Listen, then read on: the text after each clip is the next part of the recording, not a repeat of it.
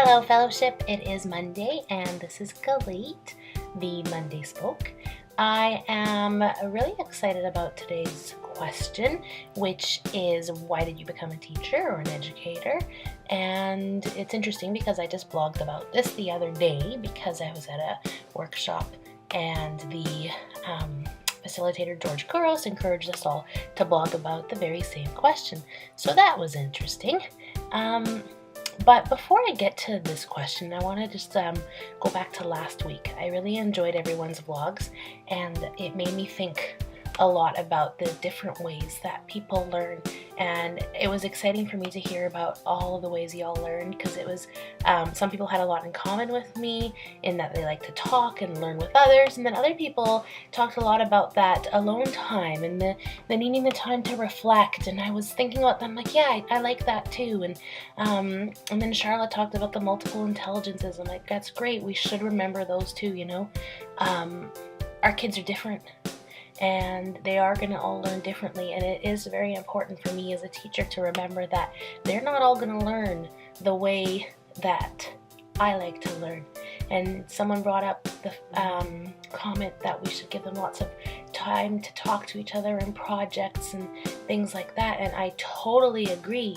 But what's interesting is last term, the feedback I got from my students when I invited them at the end of the term to write a report card on me, the feedback I got from a few of them was that they felt like we had done too many projects last term. They said, you know, Mrs. V, enough with the project-based learning, it's exhausting. And so this term I'm trying to be a little bit more balanced in the activities that we do, in the approaches, and remembering again that they just need a lot of choice. Anyways, that was a wonderful week. Thank you so much, everybody. Really, really enjoyed it. So this week the question is, why did you become a teacher? And I became a teacher for lots of different reasons, and I talk about them in my blog last week, gallitzvi.com, if you want to read it. I talk about, you know, being inspired by some great elementary school teachers who just were so wonderful, and I wanted to be like them.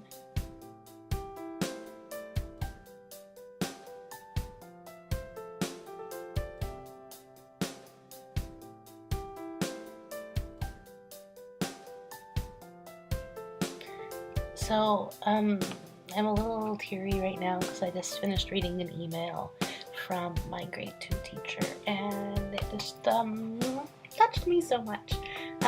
Like I said the other day, I wrote a blog about why I became a teacher, and I talked about two wonderful teachers, Mary McDonald and Gallit Zvi, that I had in elementary school. And so I thought I would send the link to the blog to those teachers.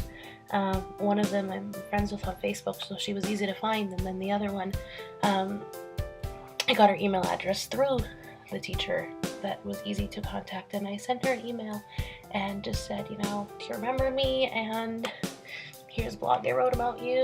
And so she just emailed back, and I just had paused the video because of the beep of my phone, and I went to check it because, well, Pavlov's dogs, you know how that goes.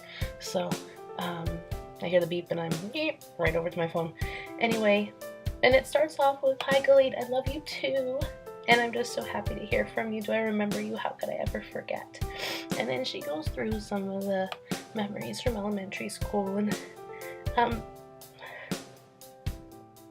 she remembers like some of the details from when I was little, and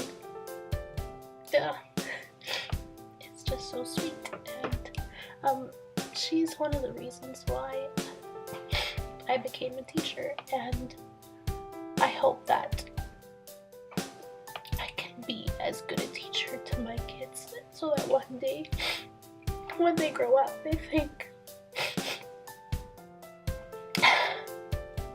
back on their years with me and remember them the way I remember my years with Mary McDonald.